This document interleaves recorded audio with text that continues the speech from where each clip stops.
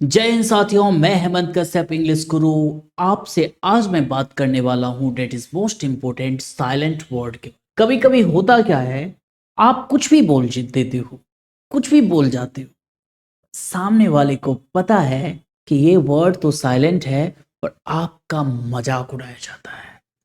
तो आज के बाद आपका कोई भी मजाक नहीं उड़ाएगा। और भाभी जी घर पे है वाला सीरियल का जो है ना, यही पकड़े हैं, ये वाला प्रॉब्लम नहीं आएगा। तो चलिए मेरे दोस्तों, शुरू करते हैं आज का session silent word.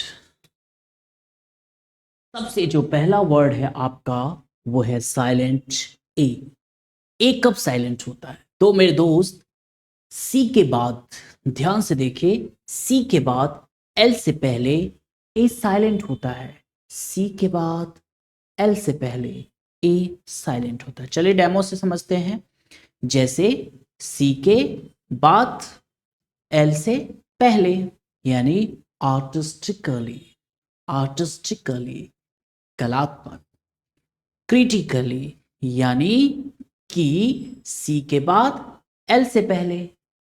Critically, logically सी के बाद एल से पहले। म्यूजिकली सी के बाद एल से पहले। मीनिंग भी साथ के साथ करते जाओ। आर्टिस्टिकली का मतलब होता है कलात्मक, क्रिटिकली का मतलब होता है गंभीर, क्रिटिकल, क्रिटिकल सिचुएशन। लॉजिकली का मतलब होता है तर्क में, और म्यूजिकली का मतलब होता है संगीत। कि बी कब साइलेंट होता है, कौन सा ऐसा सिचुएशन है जब बी हो जाता है आपका पूरा का पूरा साइलेंट। तो चलिए देखते हैं। सिंपल है मेरे दोस्त कि एम के बाद, एम के बाद और टी से पहले बी भैया हो जाते हैं साइलेंट। एम के बाद और टी से पहले बी साइलेंट होता है। जैसे कि देखो, बॉम्ब यानी एम के बाद का बी साइलेंट है। जैसे कि डम्ब, नाजी, एम के बाद भी साइलेंट है।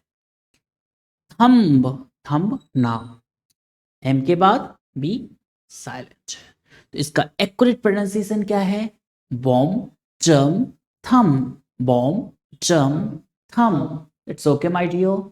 अब दूसरा है टी से पहले का बी साइलेंट होता है। टी से पहले का बी साइलेंट होता है। जैसे कि टी से पहले क्या है? B silent. टी से पहले का बी साइलेंट। डेप्थ आधा, हाफ प्रोनाउंसिएशन होगा, या तो साइलेंट होगा या हाफ होगा इस टर्म और कंडीशन के साथ।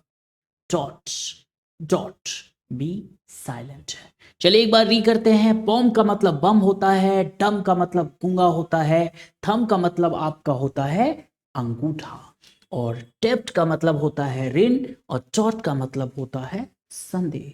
तो बी का फंडा हो चुका है क्लियर कि बी होता है साइलेंट एम के बाद और टी से पहले। एम के बाद, एम के बाद टी से पहले बी होता है आपका साइलेंट। क्लियर है माय डियर? अब आ जाइए आपका सी। तो सवाल है माय डियर कि अब सी साइलेंट कब होता है, विच सिचुएशन, कौन से कंडीशन में सी साइलेंट होता है। तो चलिए हम इसको भी देखते हैं। यदि ए एस के बाद सी होगा तो सी हो जाएगा साइलेंट। ए एस के बाद सी होता है साइलेंट। क्लियर है? मसल एस के बाद है साइलेंट। अक्वायर ए के बाद है साइलेंट। बैक ए के बाद है साइलेंट। क्लियर है दोस्त?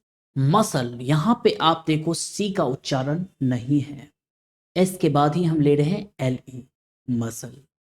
अक्वायर ए के बाद सी का उच्चारण नहीं है, डायरेक्ट ए के बाद हम क्यों ले रहे हैं अक्वायर। बैक यानी सी का उच्चारण नहीं है, बी ए के बाद हम डायरेक्ट के बोल रहे हैं बैक। मसल का मतलब होता है मांसपेशियां, अक्वायर का मतलब होता है अधिग्रहण, और बैक का मतलब होता है पीछे। बस एक कॉन्सेप्ट ध्यान रखना है, यदि ए एस के बाद सी होगा तो सी साइलेंट होगा।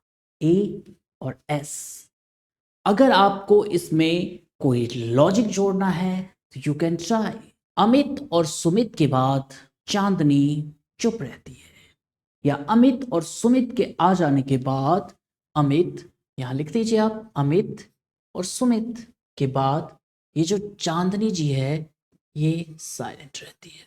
याद रहेगा ना?